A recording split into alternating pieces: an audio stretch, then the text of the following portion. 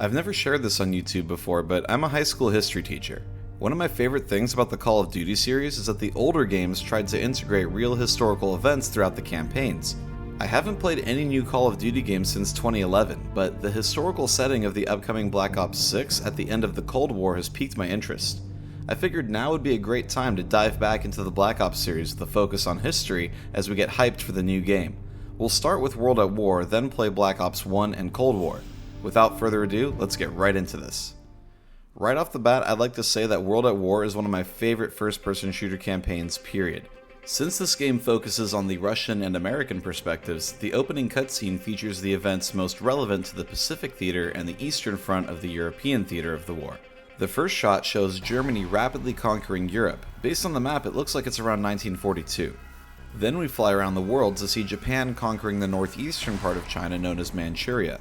We see Indochina 1937, which refers to modern-day Vietnam, Laos, and Cambodia, which were also invaded by Japan. I'm blown away that this game chose to show real footage of executions. Now, a lot of people don't understand why Japan attacked the US at Pearl Harbor in 1941, and here we can see the increasing tensions before the attack. Japan doesn't have access to oil on its home islands, and the US was the world's largest oil producer at the time.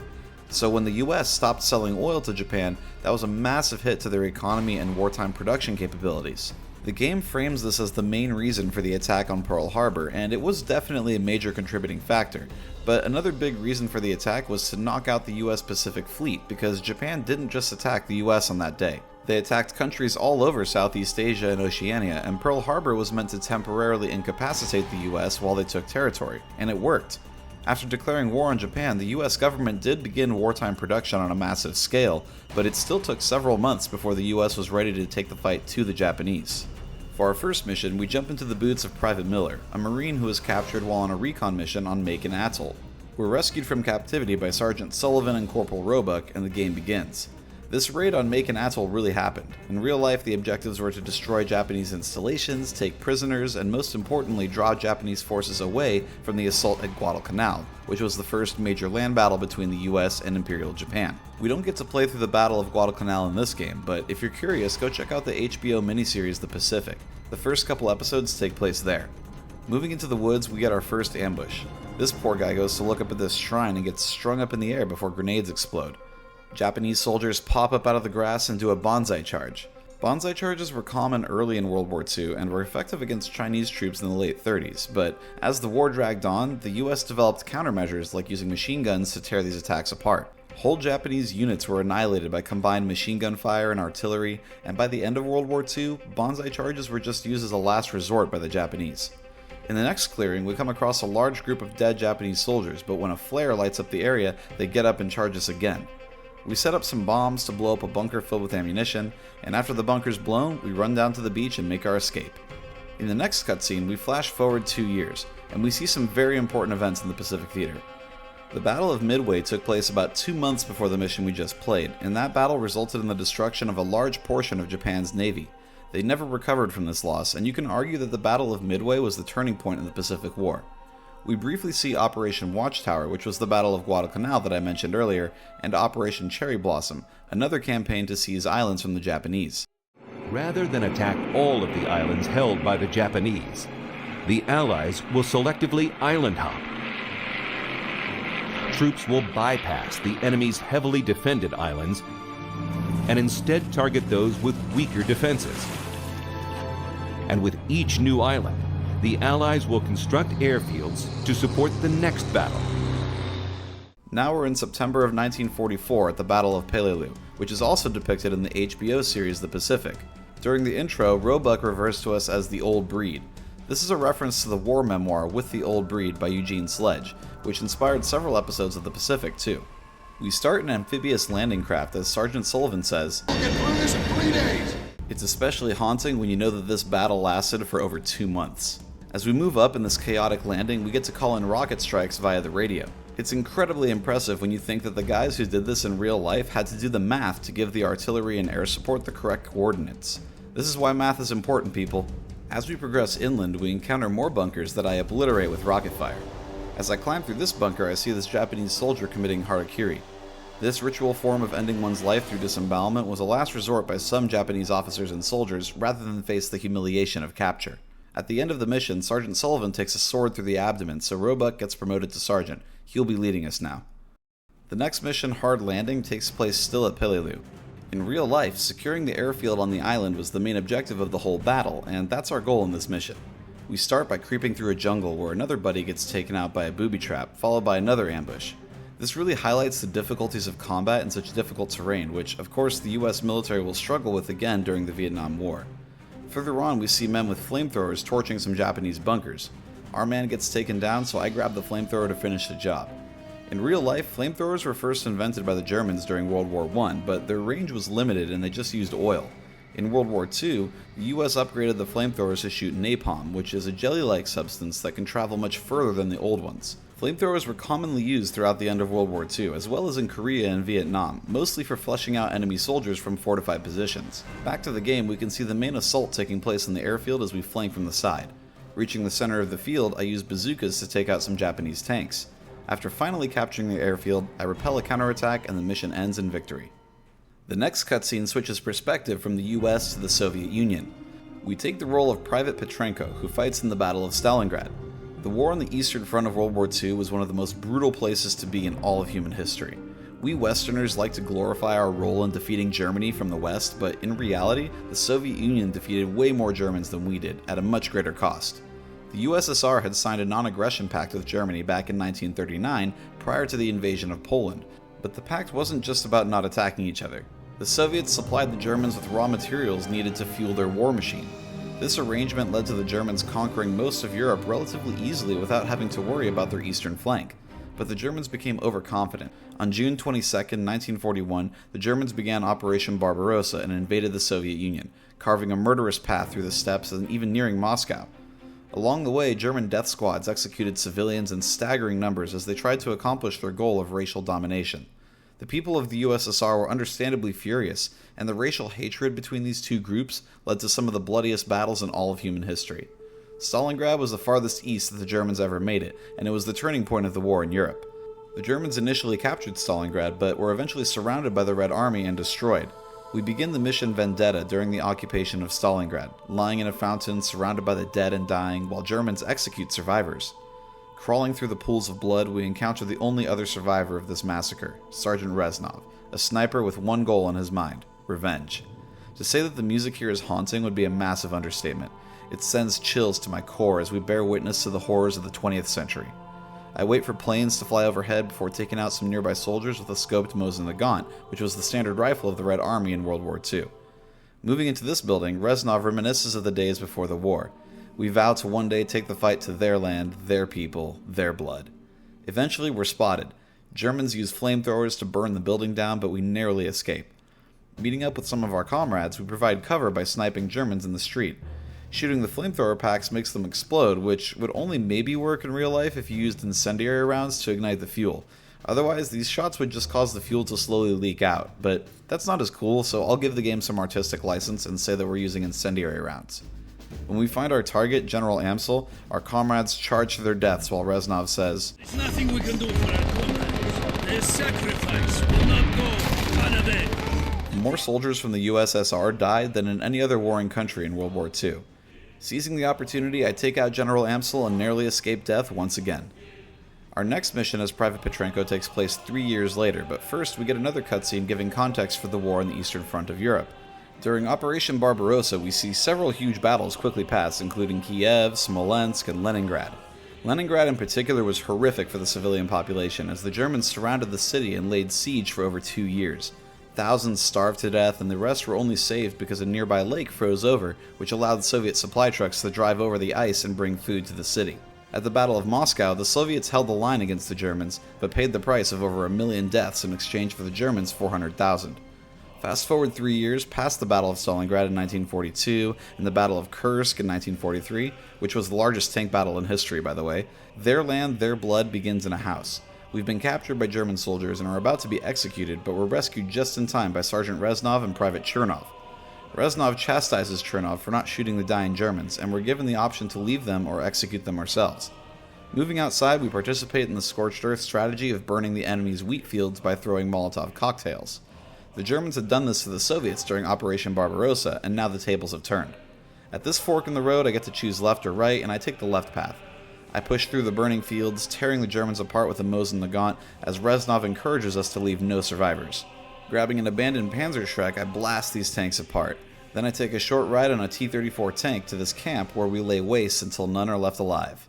Burn 'em out brings us back to the American Private Miller, still stuck on Peleliu. The attempt to take the airfield was stalled, so we've been tasked with weeding out the Japanese resistance. Since the Japanese are dug in tight, we're equipped with a flamethrower as I traverse these trenches, moving from mortar pit to mortar pit. The music in this mission is again haunting, interrupted by the screams of the burning enemy. They're everywhere, in the trees, in the trenches, on the ridges, in the bunkers, and you can really feel the sheer suffering in this mission. After the last mortar pit's destroyed, the level's over. Relentless begins with a cutscene where Sergeant Roebuck narrates his frustration that the Japanese refused to surrender. The island hopping strategy was so brutal in real life because the American soldiers had to weed out every last Japanese soldier on every island they captured. One famous story involves this man, Hiroo Onoda, who even after World War II was over, believed it was all just Allied propaganda and continued to hide out in the Philippines. He carried out guerrilla operations in hiding for nearly 30 years until in 1974, his former commanding officer was flown out to officially relieve him of his duty. This level of devotion among the Japanese made the Pacific theater of World War II particularly brutal. Plus, there was the whole racial element to the fighting. The US was still racially segregated at that time, and the propaganda back home pushed the narrative that Japanese soldiers were inhuman brutes. War crimes were committed on both sides as American POWs were tortured by the Japanese, and Americans also abused Japanese POWs and civilians. Back to the game, we're riding on these tanks through the jungle, but we're ambushed from all sides.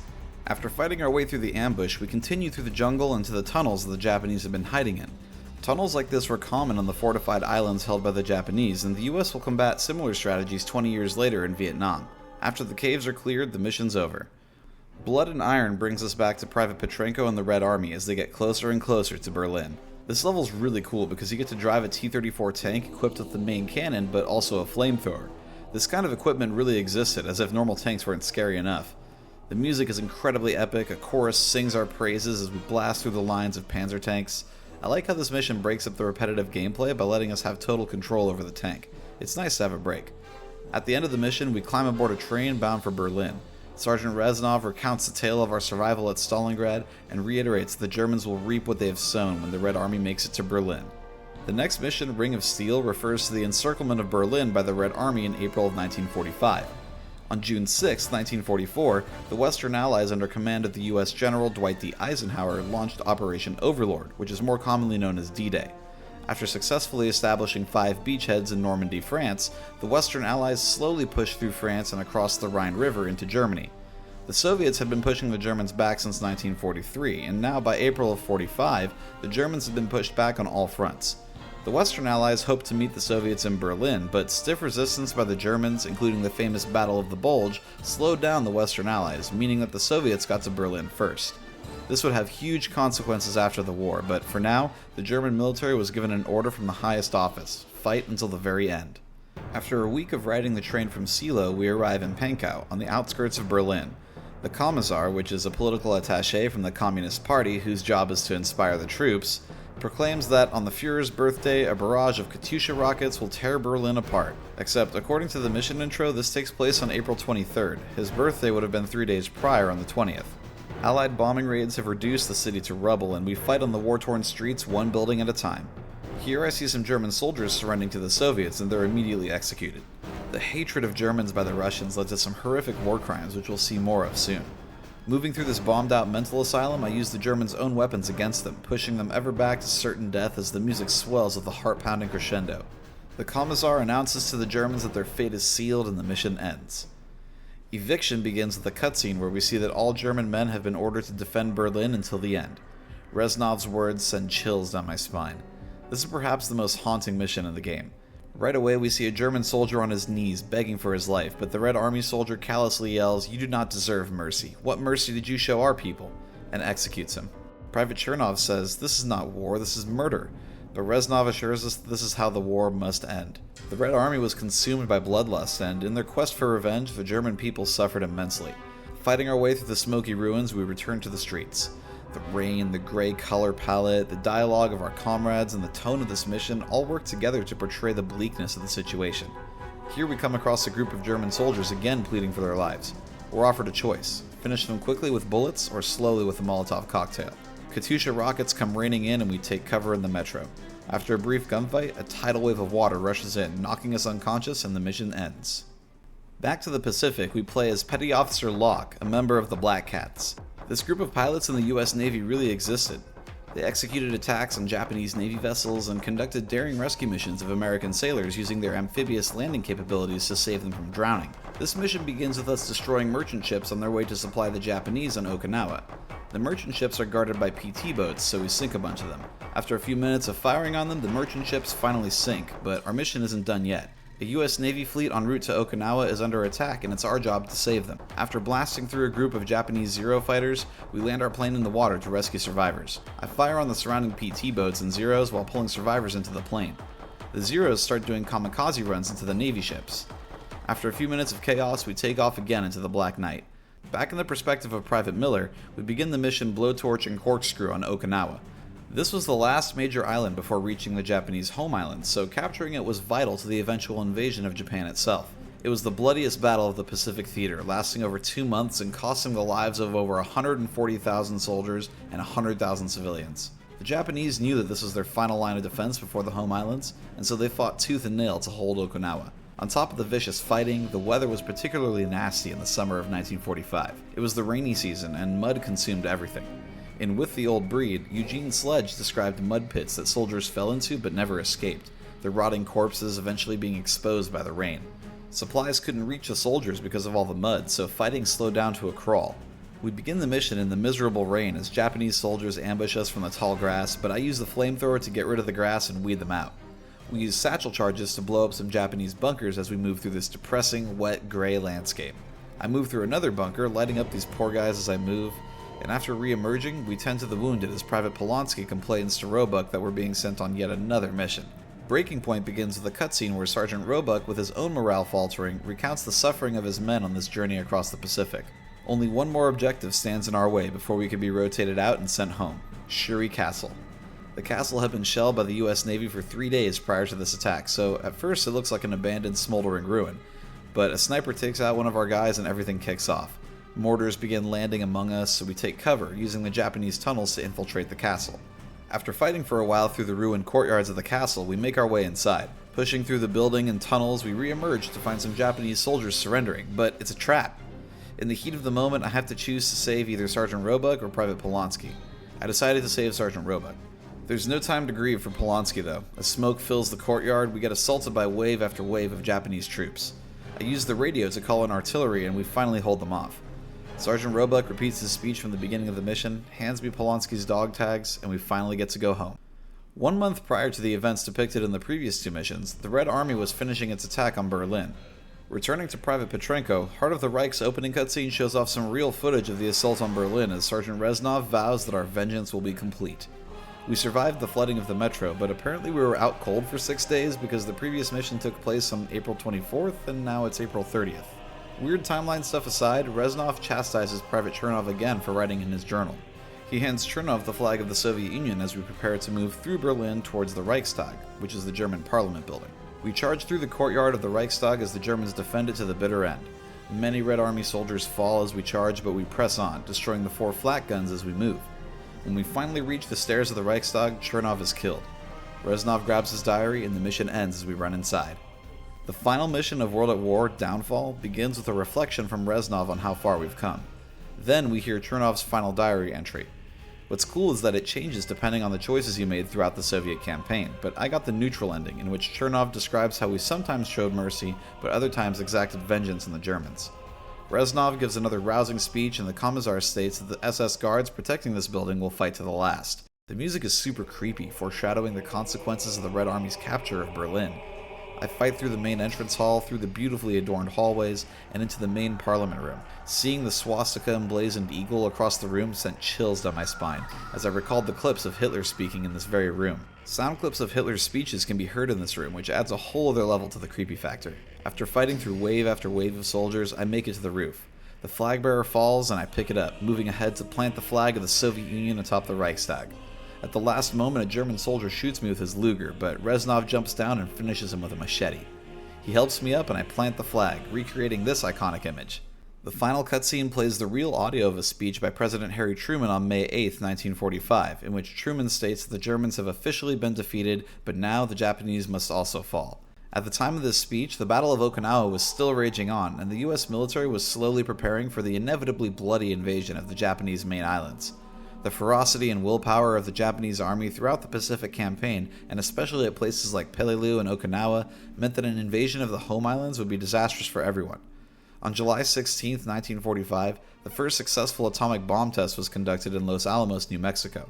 On July 26th, Truman issued the Potsdam Declaration, in which he called for Japan's unconditional surrender or else face prompt and utter destruction. The Japanese did not surrender, and on August 6, 1945, the US dropped an atomic bomb on the city of Hiroshima.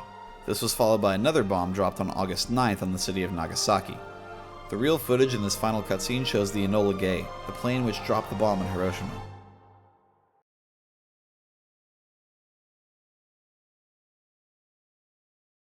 We hear and see U.S. General MacArthur's speech from September 2, 1945, in which he accepts the formal surrender of Japan on board the USS Missouri. World War II resulted in more deaths than any war in history. In fact, if you tallied up all the deaths from every war since World War II combined, it still wouldn't equal the bloodshed of 1937 to 45. Ever since 1945, the specter of nuclear apocalypse has hung over the heads of humanity like a sword of Damocles, threatening to end everything we know and love in a heartbeat.